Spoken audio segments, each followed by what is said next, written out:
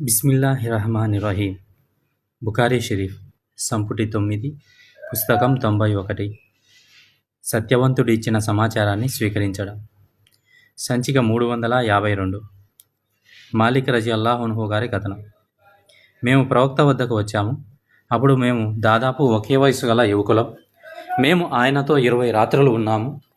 అల్లాహ్ ప్రవక్త చాలా దయగలవారు. మా కుటుంబాల కోసం మేము పడుతున్న ఆరాటాన్ని ఆయన గ్రహించి మేము వెనక వదిలి వచ్చిన వారి గురించి మమ్మల్ని అడిగారు. మేము ఆయనకు తెలియజేసినప్పుడు ఆయన ఇలా అన్నారు: మీ కుటుంబాల వద్దకు తిరిగి వెళ్ళి వారితోనే ఉండండి. వారికి ధర్మాన్ని బోధించండి మరియు మంచి పనులు చేయమని వారిని ఆజ్ఞాపించండి. ప్రవక్త కొన్ని విషయాలు ప్రస్తావించారు. వాటిలో కొన్ని నాకు గుర్తున్నాయి, కొన్ని గుర్తులేవు. ఆ తర్వాత ఆయన ఇలా అన్నారు: నేను ప్రార్థన చేయడం మీరు చూసినట్లే మీరు కూడా ప్రార్థన చేయండి. ప్రార్థనా సమయం వచ్చినప్పుడు మీలో ఒకరు ప్రార్థన కోసం అజాన్ పలకాలి మరియు మీలో పెద్దవారు ప్రార్థనకు నాయకత్వం వహించాలి. సంఖ్య 353. ఇబ్నే మసూద్ రజియల్లాహు అన్హు గారి కథనం ప్రకారం అల్లాహ్ ప్రవక్త సల్లల్లాహు అలైహి వసల్లం ఇలా అన్నారు: బిలాల్ రజియల్లాహు అన్హు ఇచ్చే అజాన్ మీలో ఎవరిని సహూర్ తినకుండా ఆపకూడదు. ఎందుకంటే మీలో రాత్రి నమాజ్ చేస్తున్న వారు తిరిగి వచ్చి సహూర్ తినడానికి మరియు నిద్రపోతున్న వారు లేవడానికి వీలుగా అతను అజాన్ ఇస్తారు. ఎందుకంటే ఇలాంటి సమయంలో ఇంకా తెల్లవారలేదు.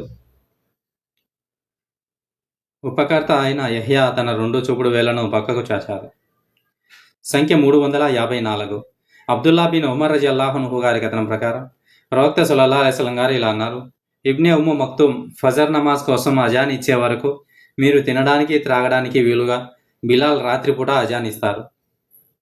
సంఖ్య 355. అబ్దుల్లా రజియల్లాహు అన్హు గారి కథనం. ప్రవక్త గారు మాకు జోహర్ నమాజు మరియు 5 రకాతుల నమాజులు చేయించారు. ఎవరో ఆయనను నమాజ్ పెంచబడిందా అని అడిగారు. ఆయన అదేమిటి అని అడిగారు. వారు ప్రజలు మీరు 5 రకాతులు నమాజ్ చేశారు అని జవాబిచ్చారు. ఆ తర్వాత ప్రవక్త గారు తస్లీంతో తన నమాజ్ను ముగించి 2 సజ్దా సహు చేశారు. సంఖ్య 356. అబూ హురైరా రజియల్లాహు అన్హు గారి కథనం.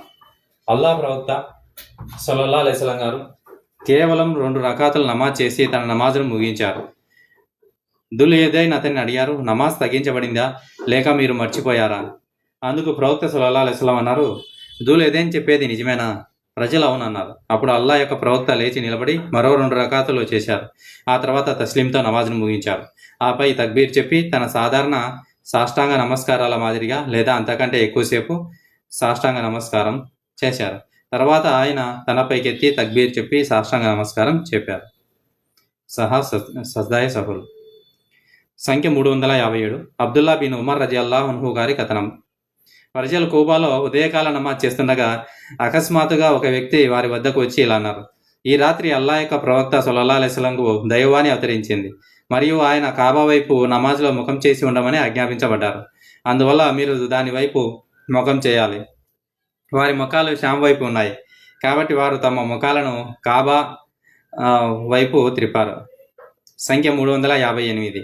అల్ బరా రజియల్లాహు అన్హు గారి కథనం ప్రకారం అల్లాహ్ ప్రవక్త సల్లల్లాహు అలైహి వసల్లం మదీనాకు చేరుకున్నప్పుడు ఆయన 16 మరియు 17 నెలల పాటు జెరూసలం వైపు ముఖం చేసి నమాజ్ చేశారు. కానీ ఆయన కాబా వైపు ముఖం చేయమని ఆజ్ఞాపించబడాలని కోరుకున్నారు. అప్పుడు అల్లాహ్ ఇలా అవతరింపజేశారు: నిశ్చయంగా నువ్వు ముఖం ఆకాశం వైపు తిరగడం మేము చూశాం. నిశ్చయంగా మేము నిన్ను నీకు ప్రీతికరమైన నమాజ్ కిబ్లా వైపు తిప్పుతాం. సూరా బకరా 144వ ఆయత్. ఈ విధంగా ఆయన కాబా వైపు మళ్లించబడ్డారు. ఒక వ్యక్తి ప్రవక్తతో కలిసి అసర్ నమాజ్ చేసి బయటికి వెళ్ళారు మరియు అన్సార్కు చెందిన కొంతమంది ప్రజల దగ్గరగా వెళ్తూ అతను ఇలా అన్నారు: నేను సాక్ష్యం ఇస్తున్నాను, నేను ప్రవక్తతో కలిసి ప్రార్థన చేశాను మరియు ఆయన ప్రవక్త కాబా వైపు ముఖం చేసి ప్రార్థన చేశారు అని చెప్పబడింది. అసర్ నమాజ్లో వంగి ఉన్నవారు కాబా వైపు తిరిగారు. సంఖ్య 359. అనస్ బిన్ మాలిక్ రజియల్లాహు అన్హు గారి కథనం. నేను అబూ తల్హా అల్ అన్సారీ, అబూ ఉబాదా బిన్ అల్ జర్రా మరియు ఉబై బిన్ కాబ్ రజియల్లాహు అన్హుం లకు రసంలో నానబెట్టిన ఖర్జూరాలతో చేసిన పానీయాలను ఇచ్చేవాడిని. అప్పుడు ఆ వ్యక్తి వారి వద్దకు వచ్చి అన్ని మద్యపానీయాలు నిషేధించబడ్డాయి అని చెప్పారు. అప్పుడు అబూ తల్హా రజియల్లాహు అన్హు: ఓ అనస్, లేచి ఈ జాడీలన్నీ పగలగొట్టు అని అన్నారు. కాబట్టి నేను లేచి మాకు చెందిన ఒక రోలును తీసుకొని దాని కింది భాగంతో ఆ జాడీలు పగిలేంత వరకు కొట్టాను. సంఖ్య 360. హుదైఫా రజియల్లాహు అన్హు గారి కథనం. ప్రవక్త సల్లల్లాహు అలైహి వసల్లం నజ్రాన్ ప్రజలతో ఇలా అన్నారు, నిజంగా విశ్వసనీయుడైన ఒక నిజాయితీపరుడిని నేను మీ వద్దకు పంపుతాను. ప్రవక్త సల్లల్లాహు అలైహి వసల్లం యొక్క సహచరులు ఒక్కొక్కరు ఆ వ్యక్తి కావాలని కోరుకున్నారు. కానీ ప్రవక్త అబూ ఉబైదాను పంపారు. సంఖ్య 361. అనస్ రజియల్లాహు అన్హు గారి కథనం. ప్రవక్త సల్లల్లాహు అలైహి వసల్లం ఇలా అన్నారు, ప్రతి జాతికి ఒక అమీన్, నిజాయితీపరుడు, విశ్వసనీయుడు ఉంటారు. మరియు ఈ జాతి యొక్క అమీన్ అబూ ఉబైదా. సంఖ్య 362. ఉమర్ రజియల్లాహు అన్హు కథనం. అన్సార్లలో ఒక వ్యక్తి ఉండేవారు. అతను నా స్నేహితుడు. అతను అల్లా ప్రవక్త సల్లల్లాహు అలైహి వసల్లం సమక్షంలో లేనప్పుడు నేను అల్లా ప్రవక్తతో ఉండేవాడిని. నేను అల్లా ప్రవక్త నుండి విన్న విషయాలను అతనికి చెప్పేవాడిని. నేను అల్లా ప్రవక్త వద్ద లేనప్పుడు అతను ఆయనతో ఉండేవారు మరియు అతను అల్లా ప్రవక్త నుండి విన్న విషయాలను నాకు చెప్పేవారు. సంఖ్య 363. అలీ రజియల్లాహు అన్హు గారి కథనం. ప్రవక్త సల్లల్లాహు అలైహి వసల్లం ఒక సైన్యాన్ని పంపి ఒక వ్యక్తిని వారికి అధిపతిగా నియమించారు. ఆ వ్యక్తి నిప్పు రాజేసి ఆ తర్వాత సైనికులతో ఇలా అన్నారు, దానిలోకి ప్రవేశించండి. వారిలో కొందరు దానిలోకి ప్రవేశించాలని సంకల్పించగా మరికొందరు మేము దాని నుండి పారిపోయాము, అగ్ని నుండి మమ్మల్ని మేము రక్షించుకోవడానికి ఇస్లాంను స్వీకరించాము అని అన్నారు. వారు ఆ విషయాన్ని ప్రవక్త గారికి తెలియజేయగా అగ్నిలోకి ప్రవేశించాలని సంకల్పించిన వారి గురించి ఆయన ఇలా అన్నారు, ఒకవేళ వారు దానిలోకి ప్రవేశించి ఉంటే వారు పునరుత్థాన దినం వరకు దానిలోనే ఉండిపోయేవారు. ఆ తర్వాత ఆయన ఇతరులతో చెడు పనులకు విధేయత అవసరం లేదు, మంచి పనులకు మాత్రమే విధేయత అవసరం అని అన్నారు. సంఖ్య 364. అబూ హురైరా మరియు జైద్ బిన్ ఖాలిద్ రజియల్లాహు అన్హుమాల కథనం ప్రకారం ఇద్దరు వ్యక్తులు ప్రవక్త గారి ఎదుట ఒకరిపై ఒకరు దావా వేసుకున్నారు. సంఖ్య 365. అబూ హురైరా రజియల్లాహు అన్హు గారి కథనం. మేము అల్లా ప్రవక్తతో ఉన్నప్పుడు ఒక బెడూయిన్ లేచి, ఓ అల్లా ప్రవక్త, అల్లా గ్రంథం చట్ట ప్రకారం నా కేసును పరిష్కరించండి అన్నారు. అప్పుడు అతని ప్రత్యర్థి లేచి, ఓ అల్లా ప్రవక్త, అతని చెప్పింది సత్యం, అల్లా గ్రంథం ప్రకారం అతని కేసును పరిష్కరించి నన్ను మాట్లాడనివ్వండి అన్నారు. అతను ఇలా చెప్పారు, నా కుమారుడు ఈ వ్యక్తి వద్ద కూలిగా పనిచేసేవాడు మరియు అతను అతని భార్యతో అక్రమ సంబంధం పెట్టుకున్నారు. నా కుమారుడిని రాళ్లతో కొట్టి చంపాలని ప్రజలు నాతో చెప్పారు. కానీ నేను 100 గొర్రెలు మరియు ఒక బానిస స్త్రీని ఇచ్చి అతన్ని విడిపించాను. అప్పుడు నేను మత పండితులను అడగ్గా అతని భార్యను రాళ్లతో కొట్టి చంపాలని, నా కుమారుడికి 100 గొర్రెల డబ్బలు మరియు 1 సంవత్సరం బహిష్కరణ శిక్ష విధించాలని వారు నాతో చెప్పారు. ప్రవక్త సల్లల్లాహు అలైహి వసల్లం ఇలా అన్నారు, నా ప్రాణం ఎవరి చేతిలో ఉందో ఆయన సాక్షిగా అల్లా గ్రంథం చట్టాల ప్రకారం నేను మీ మధ్య తీర్పు ఇస్తాను. ఒక బానిస స్త్రీ మరియు గొర్రెల విషయానికి వస్తే వాటిని తిరిగి ఇచ్చేయాలి. ఇక నీ కుమారుని విషయానికి వస్తే అతనికి 100 కొరడా దెబ్బలు మరియు 1 సంవత్సరం పాటు బహిష్కరణ విధించబడుతుంది. ఓ ఉనైస్, బనీ అస్లాంకు చెందిన ఒక వ్యక్తిని ఉద్దేశించి, రేపు ఉదయం ఇతని భార్య వద్దకు వెళ్ళు, ఆమె ఒప్పుకుంటే ఆమెను రాళ్లతో కొట్టి చంపు. మరుసటి ఉదయం ఉనైస్ ఆ భార్య వద్దకు వెళ్ళగా ఆమె ఒప్పుకుంది మరియు అతను ఆమెను రాళ్లతో కొట్టి చంపారు. సంఖ్య 366. జాబిర్ బిన్ అబ్దుల్లా రజియల్లాహు అన్హు కథనం ప్రకారం కందక్ యుద్ధం జరిగిన రోజున ప్రవక్త సల్లల్లాహు అలైహి వసల్లం ప్రజలను పిలిచారు. అజుబైర్ రజియల్లాహు అన్హు ఆయన పిలుపుకు స్పందించారు. ఆయన వారిని మళ్ళీ పిలిచారు మరియు అజుబైర్ రజియల్లాహు అన్హు ఆయన పిలుపుకు మళ్ళీ స్పందించారు. ఆ తర్వాత ప్రవక్త వారిని మూడోసారి పిలిచారు. మళ్ళీ అజుబైర్ రజియల్లాహు అన్హు ఆయన పిలుపుకు స్పందించారు. అప్పుడు ప్రవక్త గారు ఇలా అన్నారు, ప్రతి ప్రవక్తకు తన సహాయకుడు ఉంటారు మరియు అజుబైర్ నా సహాయకుడు. సంఖ్య 367. అబూ మూసా రజియల్లాహు అన్హు కథనం ప్రకారం ప్రవక్త సల్లల్లాహు అలైహి వసల్లం ఒక తోటలోకి ప్రవేశించి దాని ద్వారం వద్ద కాపలా కాయమని నాకు చెప్పారు. అప్పుడు ఒక వ్యక్తి వచ్చి లోపలికి రావడానికి అనుమతి కోరాడు.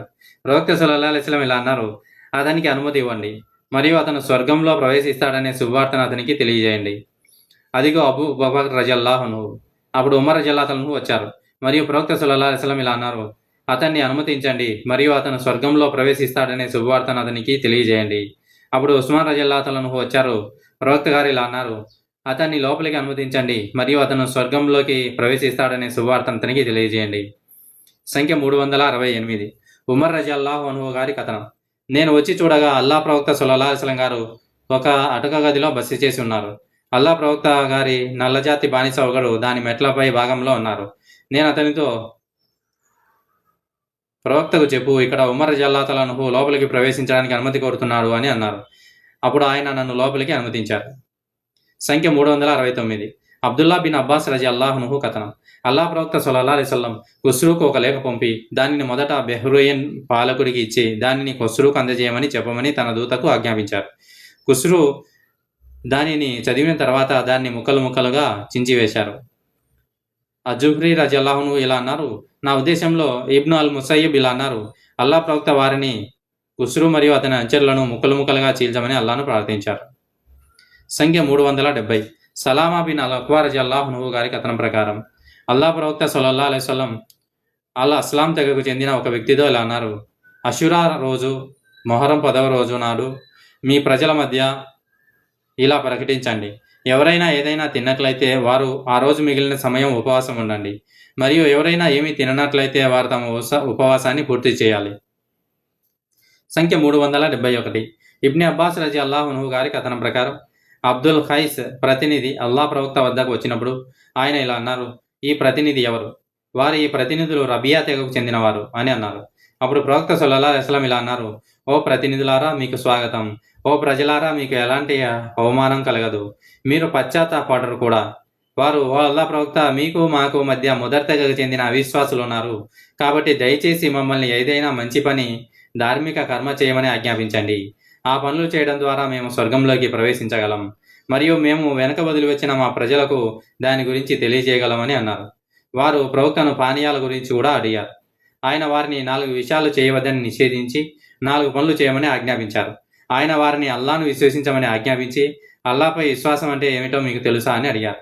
వారు అల్లాకు మరియు ఆయన ప్రవక్తకే బాగా తెలుసు అని అన్నారు. ఆయన ఆరాధించబడటానికి అల్లా తప్ప మరెవరికి హక్కు లేదని సాక్ష్యం ఇవ్వడమే, ఆయన ఒక్కడే, ఆయనకు భాగస్వాములు లేరు అని అన్నారు. మరియు ముహమ్మద్ సల్లల్లాహు అలైహి వసల్లం అల్లా యొక్క ప్రవక్త అని, మరియు నమాజులను పరిపూర్ణంగా ఆచరించాలని, మరియు జకాత్ చెల్లించాలని, రంజాన్ మాసంలో ఉపవాసం కూడా ఇందులో చేర్చబడిందని కతుడు భావిస్తున్నారు. మరియు యుద్ధంలో దోచుకున్న సంపదలో 5వ వంతు రాజ్యానికి ఇవ్వాలని. ఆ తర్వాత ఆయన 4 నిషేధించారు, అద్దూబా, అల్ హంతం, అల్ ముజఫత్ మరియు అల్ నకీర్, లేదా బహుశా అల్ ముఖయ్యార్. ఆ తర్వాత ప్రవక్త సల్లల్లాహు అలైహి వసల్లం గారు అలా అన్నారు, ఈ విషయాలన్నిటినీ హృదయపూర్వకంగా గుర్తించుకోండి. ఆ 4 పాత్రలు మధు పాత్రలు, మద్యం సేవించే పాత్రలు. మరియు వారు, మీరు వదిలి వెళ్ళిన వారికి దీనిని బోధించండి. సంఖ్య 372. తౌబా అల్ అన్బరి రజియల్లాహును కథనం. అషాబీ రజియల్లాహును నన్ను అడిగారు, అల్ హసన్ ప్రవక్తల నుండి హదీసులను ఎలా కథనం చేశారో మీరు గమనించారా? నేను ఇబ్నే ఉమర్ రజియల్లాహుతో సుమారు 2 లేదా 1.5 సంవత్సరాలుగా ఉన్నాను, మరియు నేను గమనించలేదు. ప్రవక్త సల్లల్లాహు అలైహి వసల్లం ఇబ్నే ఉమర్ రజియల్లాహు అన్హు చెప్పిన హదీసు తప్ప ఆయన నుండి మరేదైనా విషయాన్ని అతను చెప్పడం వినండి. అతను ఇబ్నే ఉమర్ రజియల్లాహు అన్హు ఇలా అన్నారు, సాద్ రజియల్లాహు అన్హుతో సహా ప్రవక్త యొక్క కొంతమంది సహచరులు మాంసం తినబోతున్నారు. కానీ ప్రవక్త భార్యలలో ఒకరు వారిని పిలిచి, ఇది ముష్టిగర్ మాంసం అని చెప్పారు. అప్పుడు ముష్టిగర్ మాంసం, ఇది ఒక ఉడుము మాంసం. అప్పుడు ప్రజలు దానిని తినడం మానేశారు. దానిపై అల్లా ప్రవక్త ఇలా అన్నారు, తినడం కొనసాగించండి, ఎందుకంటే ఇది ధర్మసమ్మతమైంది ఉడుము మాంసం. లేదా ఇలా అన్నారు, దీన్ని తినడంలో ఎలాంటి హాని లేదు, కానీ ఇది నా భోజనంలో భాగం కాదు.